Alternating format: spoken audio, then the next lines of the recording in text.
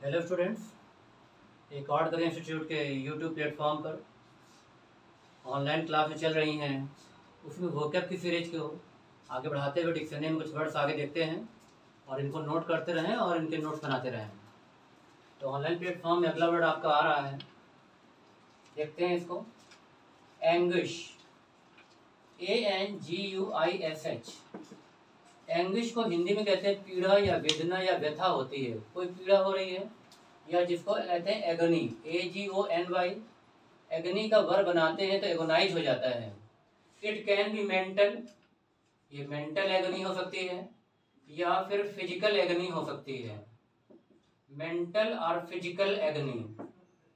Suffering कहते हैं इसको, जैसे किसी बीमारी से पीड़ित हैं, suffering from fever, suffering from Covid, तो सफर क्या लेता है, सफर फ्रॉम लेता है। इसके बाद इसमें लगा सकते हो रिदिंग इन पेन, पीड़ा से वेदना से छटपटा रहे होते हैं, तो रिदिंग इन पेन ये भी लगा सकते हो। पीड़ित या व्यथित या वेदना के लिए रिलेट करोगे, इसके लिए वर्ड आता है आपका, नेक्स्ट वर्ड लगाओगे और वो है ट्रामा। ट्रामा से बन जाता है ट्रामेटिक सेंटर होते हैं, ट्रामा सेंटर होते हैं जहाँ पर कोई पीड़ित है, इंजर्ड है, वुंडेड है, उसको एडमिट किया जाता है, तो फ्रॉम ट्रामा ट्रामेटिक उस कॉन्टेक्स्ट में लगाते हैं। या फिर पेंस भी लगा सकते हो, PANGS। पेंस माने भी होता है कोई पीड़ा या वेदना या व्यथा है। नेक्स्ट आता है एंग्विश के बाद, अगले वर्ड पे आते हैं एनोमली।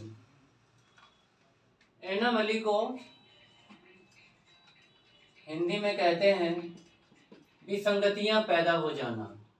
जब कहीं पे कोई डिस्क्रिपेंसी होती है, कोई हम काम कर रहे होते हैं फोकस्ड वे में, तो फिर डिविएट हो जाते हैं। एक तरह से ये डिविएशन है, अ टाइप ऑफ डिविएशन, या फिर डिस्क्रिपेंसी, DISCREPANCY, डिस्क्रिपेंसी हो जाता है। चीजें एक रिदम में या फ्लो में नहीं चल रही होती हैं, उस कॉन्टेक्स्ट में आता है। या फिर अवे फ्रॉम द सेंटर, जब चीजें सेंटर से अवे हो जाती हैं, फोकस नहीं रहती हैं, उस कॉन्टेक्स्ट में आ जाता है एनोमली। विसंगतियां या फिर इररेगुलरिटी होती है, रेगुलर का एंटोनिम बनाते हो तो बन जाता है इररेगुलर, और नाउन बनाओगे तो इररेगुलरिटी हो जाता है। या चीजें सिस्टमेटिक नहीं रहती हैं तो अगला वर्ड लिखोगे अनसिस्टमेटिक हो जाना।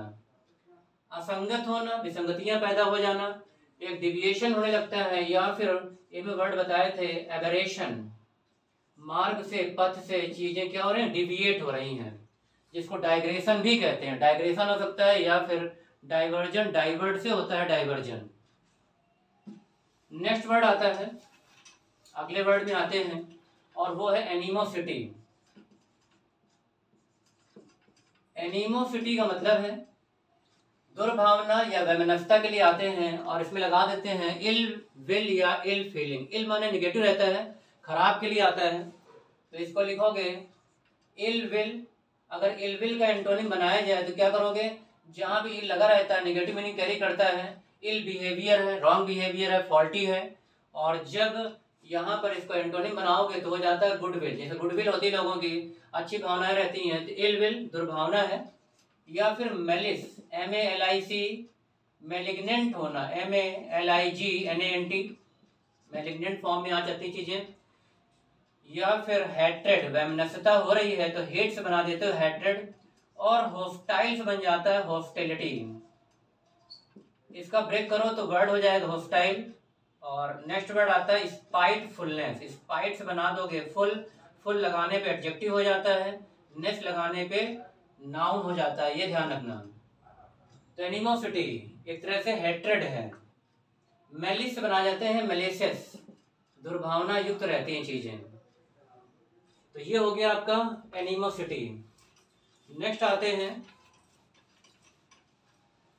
अगला वर्ड है एपेक्स, APEX। जनरली जब कोर्ट के साथ लगा देते हैं तो भारत में एपेक्स कोर्ट को सुप्रीम कोर्ट कहा जाता है, उच्चतम न्यायालय कहते हैं इसको। दैट इज हाईएस्ट कोर्ट है, जैसे हाई कोर्ट होती है और हाई, हायर, हाईएस्ट है, उच्चतम न्यायालय, सर्वोच्च न्यायालय होता है, तो कोर्ट के साथ इसका इस्तेमाल कर सकते हो।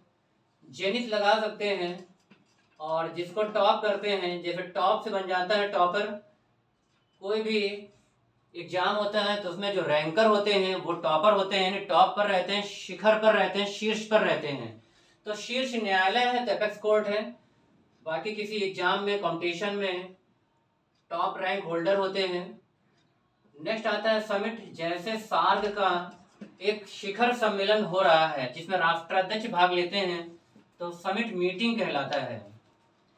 जब भी मीटिंग की बात करोगे तो समिट का इस्तेमाल करोगे, दैट इज शीर्ष या शिखर सम्मेलन। यूनेस्को का है, सार्क का है, यूएनएससी का है, सिक्योरिटी काउंसिल के होते हैं, जिसमें राष्ट्राध्यक्ष या जो हेड होते हैं स्टेट के या कंट्री के, वो भाग लेते हैं। नेक्स्ट आता है इसमें एक्मी, ACME, और कस्प, CUSP। अगला है वर्टेक्स, इसी के सिनोनिम्स है, नोट करते चलना। वर्टेक्स है पिनाकल। अब यहाँ पर इसको लगा सकते हो कल्मिनेट, और क्या आ जाएगा, और आता है इसमें क्लाइमेक्स। जैसे मूवी होती है और मूवी में जो स्टोरी बहुत टॉप पर पहुंच जाती है, बहुत सारे ट्विस्ट हो रहे होते हैं, तो क्लाइमेक्स पर होता है। क्लाइमेक्स का एंटोनिम बनाना है तो क्या बनेगा, इसमें लगा देते हैं एंटी, तो बन जाता है एंटी क्लाइमेक्स। जैसे क्लॉकवाइज, एंटी क्लॉकवाइज। एंटी का मतलब ही होता है, एंटी का मतलब रहता है अगेंस्ट की बात हो रही होती है, यानी विपरीत दिशा में चल रहे होते हैं। जैसे पैथी और एंटीपैथी होता है, जैसे बायोटिक और एंटीबायोटिक रहता है, एंटीसेप्टिक रहता है, तो यहाँ पे एंटी क्लाइमेक्स हो जाएगा। अगर एंटी क्लाइमेक्स बात करते तो एक वर्ड आता है बी में, बैथॉस, और बैथॉस का मतलब होता है एंटी क्लाइमेक्स या नादिर, जिसको कहते हैं लोवेस्ट पॉइंट। जब ये लोवेस्ट पॉइंट है तो आप एपेक्स को कह सकते हो हाईएस्ट पॉइंट। तो यहाँ पे लगा दो, यहाँ पर हाईएस्ट, और चूंकि हाईएस्ट क्या है, सुपरलेटिव डिग्री है, तो आर्टिकल डाले लेता है। आपको आर्टिकल वाले क्लास मैंने बताया था। तो किसी चीज का हाईएस्ट पॉइंट है, तो ये एक्मी और कस्प आ जाते हैं। टॉप है, जेनिथ है, वर्टेक्स है, पिनाकल है। अब यहाँ पर वर्ड आया है एक्मी, मिलता जुलता वर्ड आता है जो कंफ्यूज कर सकता है आपको, एक्नी। और एक्नी का मतलब होता है मुहासे रहते हैं जिनको हम कहते हैं पिंपल, जो चीक में हो जाते हैं, गाल में हो जाते हैं, तो वो एक्नी है। बी केयरफुल, एन है और यहाँ पर एम है। यहाँ पे कस्प आया है, मिलता जुलता वर्ड आता है कस, CUSS, और कस का मतलब रहता है, आप कह सकते हैं जो ऑब्स्टिनेट रहता है। ऑब्स्टिनेट का मतलब होता है जो जिद्दी या हठी होते हैं, जिसको बताया था मैंने, अडामेंट में आया था, अड़ामैन जिसे कहा गया था, याद रखने के लिए। तो एडमेंट हो जाना, अड़ामैन, अड़ियल, जिद्दी, स्टबॉर्न, ऑब्डुरेट, इनफ्लेक्सिबल, अनयील्डिंग, डिसओबीडिएंट, इस कॉन्टेक्स्ट में आ जाता है ये। तो इनको ध्यान से करना क्योंकि बहुत कंफ्यूजिंग है। नेक्स्ट आता है इसमें, अगला वर्ड है एंटीपैथी।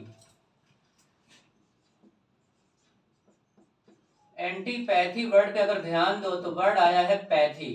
अभी बताया आपको कि एंटी माने अगेंस्ट होता है, और पैथी का मतलब होता है सिस्टम होता है क्योर या केयर करने का। तो क्योर या केयर करने के लिए जब सिस्टम बात करते हैं, जैसे एलोपैथी होता है, अंग्रेजी दवाओं से इलाज करते हैं, क्योर करते हैं, तो एलोपैथी सिस्टम रहता है। इसी तरह होम्योपैथी रहता है। You know student, homeopathic spelling कभी कभी आ जाती है, और होम्योपैथी में क्या होगा, HOMOEO, और फिर पैथी लगा देते हैं, बी केयरफुल, OEO यहाँ पर आता है। तो होम्योपैथ हो जाते हैं, एलोपैथ हो जाते हैं, नेचुरोपैथ हो जाते हैं, या पैथी से सिंपैथी बना देते हो। सिंपैथी मतलब सहानुभूति होती है, और सिंपैथी को सिंपैथीज नहीं करते हैं। जब नाउन की मिस्टेक में आता है, एब्स्ट्रैक्ट नाउन होता है, सिंपैथी, मर्सी, पिटी, या फिर आपका ऑनेस्टी। तो पैथी यानी सिस्टम है केयर या क्योर करने का, और एंटी मतलब हो गया कि कोई सिंपैथी नहीं शो कर रहे हैं तो एक्सप्लेन कर देते हैं, नॉट शोइंग सिंपैथी, सिंपैथी ना शो करना। सिंपैथी को सिंपैथीज स्पॉटिंग लर में नहीं करोगे। नेक्स्ट इसमें आता है आपका फर्म डिसलाइक। किसी चीज को डिसलाइक कर रहे हैं, कोई सहानुभूति नहीं दिखा रहे हैं, तो फर्म डिसलाइक। एक वर्ड मिलता जुलता आता है अपैथी। अगर ध्यान दो तो पैथी में मैंने क्या लगा दिया, आ लगा दिया है। जब भी आ या एन लगा देते हो तो उस वर्ड का मीनिंग प्रीफिक्स में क्या हो जाता है, अपोजिट हो जाता है। जैसे थीस्ट, अथीस्ट, मोरल, अमोरल। इसी तरह से यहाँ पर क्या लगा दिया, पैथी, अपैथी। जैसे बहुत सारे ट्रेजिक सीन देखकर किसी को दया नहीं आ रही, इसका मतलब है वो अपैथेटिक है, इसका मतलब है मर्सीलेस है, निर्मम है, केयरलेस है। और अगर हमें दया आ रही है किसी के प्रति, किसी को इंजर्ड देखकर, कोई घायल है, कोई परेशान है, तो हम कैसे हैं? पैथेटिक हैं। पैथेटिक का मतलब हो गया कि शोइंग सिंपैथी, हम सहानुभूति दिखा रहे हैं, उसको दया आ रही है, फील कर रहे हैं, मर्सी या पिटी, तो फिर पैथेटिक हैं। तो ये भी वर्ड रिलेट कर सकते हो यहाँ पर। तो एब्सेंस ऑफ सिंपैथी होता है या नॉट शोइंग सिंपैथी, तो एंटीपैथी इस कॉन्टेक्स्ट में आता है। ध्यान रखना, एंटी का मतलब ही होता है अपोजिट या अगेंस्ट की बात करते हैं। ओके, नेक्स्ट आता है इसमें अगला वर्ड है और वो है एपियरी। ये वाले वर्ड में अगला वर्ड है जो आपको डिक्शनरी यहाँ से मिलती है, इशू की जाती है। एपियरी वर्ड को ब्रेक कर सकते हो और ये ब्रेक हो गया, एपी आया है और ARY है। एपियरी का मतलब होता है, वन वर्ड सब्स्टिट्यूशन में पूछा जाता है, एक्सप्लेन कर देते हैं इसको। अ प्लेस, एक ऐसा स्थान, वेयर और बीज आर केप्ट, जहां पर मधुमक्खियों को रखा जाता है या मधुमक्खियां पाली जाती हैं, तो एपियरी कहलाता है। ध्यान रखना, इसी एपी से बना देते हैं एपीसाइड, और एपीसाइड का मतलब होता है साइड माने किलिंग होता है, तो किलिंग ऑफ बीज हो जाता है। अगेन ये भी आता है वन वर्ड सब्स्टिट्यूशन में, तो किलिंग ऑफ बीज, मधुमक्खियों की हत्या कर देना। फिर एपी को नीचे उतार लेते हैं और बन जाता है, इससे एक वर्ड आता है एपीकल्चर। एपीकल्चर का मतलब ही होता है मधुमक्खी पालन, जहाँ पर रियरिंग होती है, हॉनी के वे बनाया जाता है शहद को, तो एपीकल्चर है। बहुत सारे कल्चर जैसे आते हैं, आपने सुना होगा, जैसे एवीकल्चर, तो एवीकल्चर का मतलब है चिड़ियों के लिए आता है ये। फिर आता है आपका सेरीकल्चर, सेरीकल्चर का मतलब होता है रेशम के लिए होता है। और फिर आता है पीसीकल्चर, पीसीकल्चर का मतलब हो गया मत्स्य पालन। इस तरह की चीजें रहती हैं यहाँ पर। और हॉर्टी कर देते हैं, तो हॉर्टी का मतलब होता है जहाँ पर वेजिटेबल्स हैं, शाक सब्जी के लिए चीजों को हम रिलेट करते हैं, तो वो होता है आपका हॉर्टिकल्चर। एपीकल्चर का मतलब हो गया यहाँ पर मधुमक्खी पालन है। अब बीज आया है, तो बीज से रिलेटेड चीजें रहती हैं, वो देख लेते हैं। जब भी बी आ जाए तो आप इसको क्या करोगे, पहला तो बीज का रखने का स्थान क्या होता है, हाइव होता है। तो एपियरी का एक सिनोनिम लगा सकते हो, हाइव। हाइव का मतलब होता है मधुमक्खी का छत्ता होता है, या फिर हाइव अगर सिनोनिम में आ जाए तो इसका मतलब होता है बिजी प्लेस, क्योंकि मधुमक्खियां हमेशा बिजी रहती हैं नेक्टर को लाने में, बनाने में, तो वो होता है आपका हाइव, हनी को बनाने में। फिर बीज के लिए रिलेट करें चीजें, अगर आता है कहीं भी तो दिमाग में आपके कई सारी चीजें आ जानी चाहिए। बी की साउंड होती है हम, या फिर बजिंग साउंड होती है। ओके, नेक्स्ट आता है इसका, इनका जो मैस्कुलिन जेंडर होता है वो कहलाता है ड्रोन। जैसे इस समय ड्रोन से हमले हो रहे हैं आतंकवादियों के द्वारा, ड्रोन कैमरे होते हैं, तो ड्रोन का मतलब होता है नर मधुमक्खी, मेल होता है, मैस्कुलिन जेंडर होता है ये। फिर इसकी सिमली आती है एज बिजी एज बी, क्योंकि मैंने बताया भी आपको कि हाइव का मतलब ही होता है बिजी प्लेस है, तो एज बिजी एज बी, इतना व्यस्त जैसे कि मधुमक्खी हो, ये रिलेट होता है। और चूंकि ये बनाती हैं शहद, तो शहद के लिए क्या होता है, एज स्वीट एज हनी, इसकी सिमली आती है एज स्वीट एज हनी। तो ये चीजें ध्यान रखना, बीज के लिए आता है। और इसका अगर कलेक्टिव नाउन लिखा जाए तो कलेक्टिव नाउन होता है फॉर्म ऑफ बीज, कलेक्टिव नाउन भी आ जाता है इसका। तो ये कुछ चीजें हैं, इनको ध्यान रखोगे। नेक्स्ट आता है अगला वर्ड है, क्योंकि यहाँ पर मैंने बताया कि एग्रीकल्चर आ रहा था, तो अगला वर्ड रिलेट कर देते हैं, उससे रिलेटेड है, और वो है एवीसाइड। और क्या हो जाएगा, एवियरी।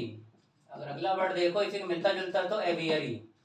एवियरी की बात करते हैं वन सब्स्टिट्यूशन में, तो क्या हो जाएगा, अ प्लेस, एक ऐसा प्लेस, वेयर और बर्ड्स आर केप्ट, जहां पर चिड़ियों को रखा जाता है, पक्षीशाला होता है, जू नहीं कहते हैं।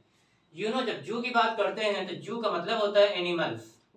जब भी बात करेंगे एनिमल्स की बात हो रही है, इसी वजह से जूलॉजी है, तो जूलॉजी का मतलब हो जाता है जंतु विज्ञान, जंतु जगत होता है। अगर जू के साथ लॉजी हटा दें और फोबिया लगा दें, इसका मतलब होता है फियर फ्रॉम एनिमल, किसी एनिमल से हम डर रहे होते हैं तो वहां पर जू फोबिया है। तो जू का मतलब ही होता है प्राणी उद्यान होता है, या फिर अजायब घर होता है। पक्षीशाला की बात करते हैं तो वो एवियरी रहता है। एवी का मतलब ही रहता है क्या तो बर्ड्स आना चाहिए आपकी मीनिंग में, या फिर उड़ान या फ्लाइट से रिलेटेड चीजें होती हैं। फ्लाइट का मतलब ही हो जाता है जैसे एविएशन, इसी बन जाता है एविएशन। एविएशन मिनिस्ट्री है, उड्डयन मंत्रालय है। Civil aviation minister Jyotiraditya Scindia बनाए गए हैं। इसका मतलब है कि घरेलू उड़ानों से संबंधित है, तो एविएशन का मतलब ही हो जाता है उड्डयन, उड़ान से संबंधित है। इसी वजह से स्कूटी आती है होंडा की और एविएटर नाम है उसका। तो ये फ्लाइट से रिलेटेड रहती हैं चीज़ें, फ्लाइट है, एविएशन है, एवियरी है, एविकल्चर है, इसी में आगे बना देते भी बताया था एविकल्चर है, इस चीज़ को ध्यान रखोगे। अब यहाँ बर्ड्स आया है तो बर्ड्स का चीज़ें देखो क्या क्या हो सकती हैं। बर्ड्स है तो बर्ड्स के बच्चे कहलाते हैं नेस्लिंग, इनके यंगमन होते हैं और वो कहलाते हैं नेस्लिंग। फिर बर्ड की साउंड होती है चर्पिंग, चर्प करती हैं, जिसको ट्विटर भी कहते हो। अगर आप देखो एक सोशल मीडिया प्लेटफॉर्म है ट्विटर और उसमें 2 चिड़िया बनी रहती हैं, तो दैट इज वो आपका रिलेट करता है चर्पिंग साउंड या ट्विटर, चहचहा रहे होते हैं। फिर बर्ड रहती कहाँ पर है? नेस्ट में रहती हैं। नेस्ट माने होता है इनका घोंसला।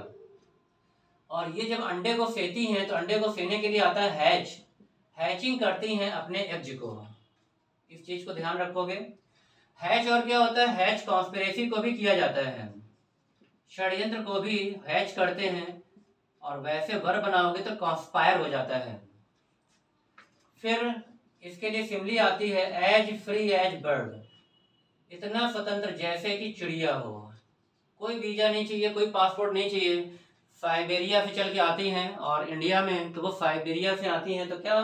क्योंकि वो फ्री हैं, कहीं भी जा सकती हैं, एनी रिस्ट्रिक्शन। तो एज फ्री एज बर्ड, या कभी कभी एज फ्री एज एयर भी आता है, क्योंकि हवा भी हर जगह पहुंच जाती है। तो ये कुछ चीज़ें हैं जो आप बर्ड से रिलेट कर देना।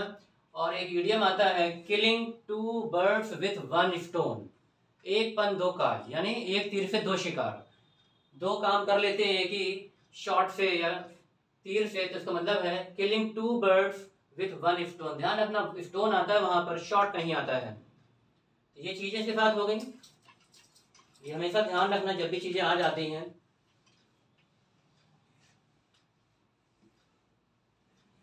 अगले वर्ड पे आ जाते हैं। अगला है एपोकैलिप्स। एपोकैलिप्स का मतलब रहता है, हिंदी में कहते हैं कयामत का दिन, इसको कहते हैं डूम्सडे। डूम्सडे का मतलब हो गया एक प्रोफेटिक रेवल्यूशन है। प्रोफेटिक रेवल्यूशन मतलब होता है प्रोफेट हुए हैं क्रिश्चियन रिलीजन में, और उस प्रोफेटिक रेवल्यूशन में बताया गया है कि एक दिन ऐसा होगा जिस दिन वर्ल्ड खत्म हो जाएगा, तो वो डूम्सडे होगा, the day of last judgment. इसको रिलेट कर सकते हो, the day of last judgment, ये लगा सकते हो। और क्या हो जाएगा डूम्सडे के साथ? और डिस्ट्रक्शन ऑफ द वर्ल्ड, दुनिया नष्ट हो जाएगी, ऐसा दिन होगा कयामत का दिन, तो destruction of the world. Okay, ये हो गया आपका एपोकैलिप्स। नेक्स्ट आता है एफोरिज्म। अगले वर्ड पे आते हैं एफोरिज्म। ये वर्ड भी जो लोग लगातार डिक्शनरी देख रहे हैं उन्होंने देखा होगा, ये वर्ड रिलेट हुआ था। और ये आता है किसके लिए? ये आता है एडेज के लिए। एडेज माने होता है कहावत, ओल्ड सेइंग होती है, ओल्ड सेइंग या विटी सेइंग होती है, प्रोवर्ब कहते हैं इनको। तो अगला वर्ड लिखोगे इसमें प्रोवर्ब, या फिर डिक्टम कहते हैं। अगर डिक्टम की बात करते हैं तो डिक्टम का प्लूरल होता है डिक्टा, जिसको पीथी कहा गया है, PITHY, या फिर मैक्सिम, MAXIM। और witty saying, witty means he होता है वाइज। एन ओल्ड सेइंग, इसको रिलेट कर लेना, एन ओल्ड सेइंग, एक ऐसी कहावत जिसके बारे में लोग डिस्कशन करते हैं, तो वो होता है एडेज या proverb. As you sow so shall you reap, जैसा बोगे वैसा काटोगे। और बहुत सारी होती हैं, many a little makes a mickle, बूंद बूंद से घड़ा भरता है, तो उस कॉन्टेक्स्ट में आ जाता है। यूजम वाले जितने वर्ड है बता चुका हूँ आपको, तो वहां पर जब प्लूरल बनाओगे, जब डिक्टम बनाए डिक्टा, तो मीडियम का मीडिया, या फिर डेटम का डेटा, स्ट्रेटम का स्ट्रेटा, इस तरह से प्लूरल हम बना लेते हैं। नेक्स्ट वर्ड आता है, अगले वर्ड पे आ जाते हैं। अगला है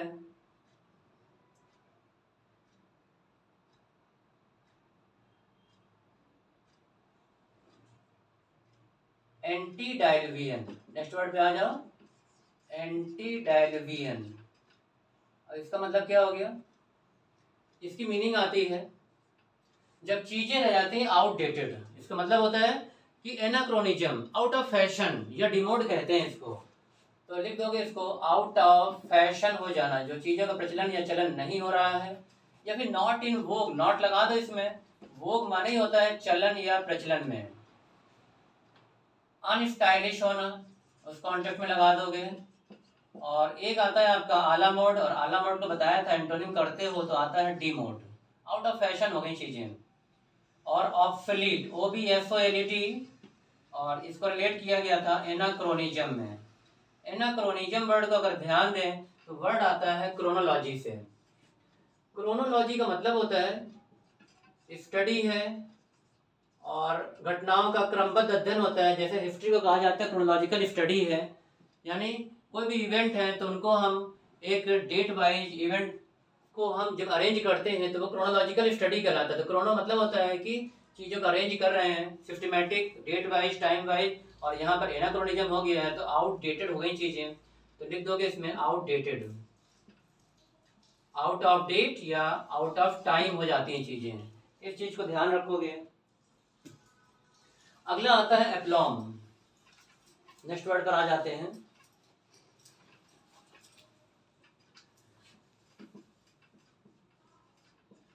पहला मीनिंग तो आता है इसका perpendicular. You know perpendicular, perpendicular का मतलब होता है लंबवत होना। मैथ्स में आता है, सपोज करो ऐसे है और दोनों तरफ से राइट एंगल बन रहा है 90 डिग्री है तो परपेंडिकुलर। या फिर आप इसका दूसरा मीनिंग करोगे और वो है सेल्फ एश्योरेंस, सेल्फ कॉन्फिडेंस, या फिर पॉइज कहते हैं, POISE, हैविंग कॉन्फिडेंस या हैविंग मोरल, MORALE। मोरल माने भी होता है कॉन्फिडेंस या सेल्फ कॉन्फिडेंस होना, अपने अंदर आत्मविश्वास रहता है, एश्योरेंस रहता है। अब यहाँ पर अगर ध्यान दो तो वर्ड कहाँ से आया? एश्योर से। एश्योर माने होता है भरोसा दिलाना, एश्योर से एश्योरेंस है वर्ब फॉर्म में। मिलता जुलता वर्ड आता है इंश्योर, ENSURE। ध्यान दो इसमें EN को हटा सकते हो तो श्योर का मतलब हो जाता है, जैसे बन जाता है श्योरिटी। इट मीन्स सुनिश्चित करना, मेक डेफिनेट, मेक सर्टेन, उस कॉन्टेक्स्ट में आता है ये। और अगला आता है इंश्योर। तो इंश्योर में अगर ध्यान दो तो इंश्योर ये वर्ड है और इसका जब नाउन बनाओगे तो इंश्योरेंस होता है, लाइफ इंश्योरेंस होता है या फिर व्हीकल इंश्योरेंस होता है। तो इंश्योरेंस का मतलब हो गया, ये आपका मीनिंग रिलेट होता है बीमा करा लेना या इंश्योर करा लेना चीज़ों को, लाइफ को। LIC का मतलब ही होता है life insurance corporation, vehicle insurance, उस कॉन्टेक्स्ट में ये रिलेट होता है। तो इसी तरह से आपके पास ये वर्ड्स अपलोड होते रहेंगे और इस ऑनलाइन प्लेटफॉर्म को आप ज़रूर देखें और शेयर करें। और जैसे भी आपको कमेंट बॉक्स में लिखें, डिमांड हो, उसके हिसाब से आपको कॉन्सेप्ट, ग्रामर के, पार्ट ऑफ स्पीच के और भी वोकैब आपको अपलोड होती रहेगी। ओके स्टूडेंट्स, जय हिंद।